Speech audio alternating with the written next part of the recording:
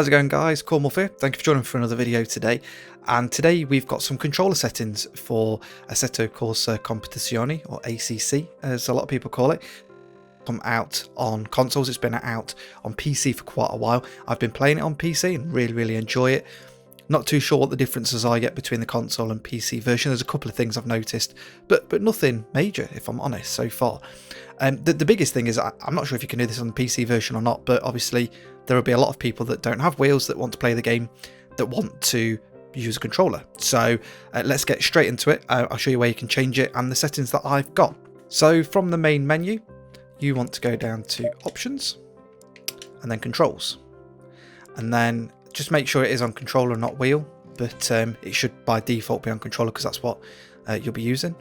And then basically you've got all these options, which if I'm honest, 100% sure, don't know what some of them do, but I've got something that's workable. It's a little bit twitchy, but I'll show you how it is shortly. And if anybody that's watching this video could just post in the comments below if you've tried this on the PS4 and how it works for you. I haven't got the game on both. So if someone could test it, that'd be amazing. So as you can see on the screen, there's not a lot to go through. Vibration intensity, you can change that whatever. I've just left it on 80, which I think is the default. Now the dead zone, now that is very random, but yeah, 35%. What you find is if you leave it on the native settings and if you don't tweak these, the steering wheel is a bit out of sync with how you're steering it, and even on these settings it looks really erratic and a bit jarring, so you can always put a different view mode on it, and unfortunately if you prefer the view mode where you see the wheel all the time, then it might be a bit of a pain in the arse. But 35% for the dead zone. Speed sensitivity 30, and again with this one, not for a fact but from what I've tested, is that if you tweak this, if you're finding it a little bit uncontrollable in certain corners, especially the slow ones, then just give this a little bit of a tweak. Steering filter 80%, steering gamma 50, steering speed 50, and then the steering gamma is 1.8, and steering assist enabled. Now this isn't an actual assist that would make any differences like traction control and stuff to your actual game progression and whether you're a pro or not. It's just to assist you with the steering using a thumbstick. As a lot of you can appreciate, this game was initially built for wheel users and the sim community. But the fact that you're using a wheel isn't a problem. It's great that you're able to enjoy the game, but that's just what it's getting baby steps into it, if you like. Just to quickly go over to the right here where you can assign buttons. So I've assigned my gear up to B and shift down for A. Naturally, A for me would have been a clutch, and X would be up, but I've done it that way and it works all right. If you happen to have a keyboard that you can plug in, and I think this is supported with keyboards or a button box, but you can have a play around with some of these. Now wipers, pit limiter and things like that you can put them onto automatic, which I'd probably recommend because you've not got a lot of buttons to play with. Your D-pad is when you go into the pits and you can make some changes as you're going down the pit straight. And you can set that up beforehand. Ignition again and things like that. You can change some, so you can change the traction control and ABS and things and brake bias on the go, but again it's up to you what you put in. You can have a light flasher so you can flash your lights and different things. Enable rain light, but again if you can put that in so it automatically turns it on for you if you're driving in the wet. Y is to circle camera, and then obviously you've got your D-pad to look back and different things and cycle your MFD. So there's lots of different little controller settings you can have. There isn't anything that I've seen to say I'm going into the pits. Now on the PC there's a button or a bit that you can press to say I'm pitting or get ready for the pits, but that doesn't seem to be on here. I'm not sure if that's part of the MFD or not, but who knows. So that's the settings.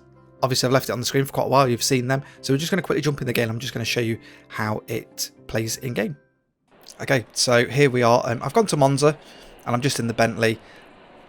No particular reason really, it's just what I've been testing with. I think Monza's got the nice straights and some quite tight corners and heavy braking just for a nice testing circuit, and I know it pretty well so I don't necessarily have to pay attention to what I'm doing.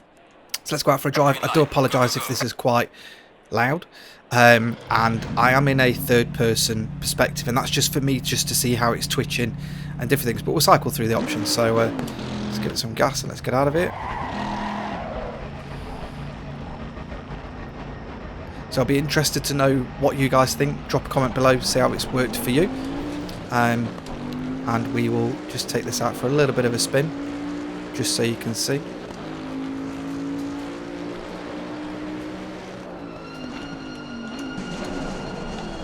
So, like I say, it is a little twitchy, but it might be better than what some of you guys can come up with yourselves, or what it's like at default.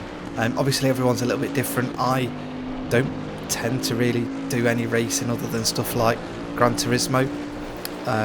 Not Gran Turismo, sorry. Like Forza Horizon on the controller now. I think it handles pretty well. Just took a bit too much curb there. But yeah, if you know, if you haven't got a wheel but you really want to play this and play with some friends, then you know there's no reason why not. And don't be worried. A bit wide. Get off the grass. Don't be worried about using assists either. There are times where, especially in the wet, even I won't say necessarily the pros, but I was racing the other night at Monza in the absolute hammering down, and everyone was using some form of ABS or traction control because that's what they use in real life in these cars. They do replicate what is real. So let's just get around this corner. And I'm not going for any like lightning quick laps here. I'm just showing you how it handles. Like I say, it is a little bit twitchy, but it gets you around a lap. So as you can see inside, it's a bit skitty. You can have this view where you don't see the wheel, which is a bit better, and then obviously you've got your bonnet cam and helmet cam. Oh, am I going to brake in time? Just. But yeah, if you're in this view, it's not great, but this one might be okay. But it is like super loud. Jesus, bit of grass again. But yeah, anyway, guys, let me know what you think. Let's just part this up. This is a lovely Bentley as well. I think there was a look back on that one. There we go. But yeah, so guys, let me know what you think, how you're getting on with these controller settings. I'll have a look at the wheel settings. I don't think there's an awful lot to do, but I'll probably do something like that as well. So until next time, guys, don't forget to like, subscribe, all those wonderful things. I've got my membership as well. Hit that bell notification and blah blah blah blah blah, usual YouTube stuff. So until next time, I hope you're all well and safe, and I shall see you all soon.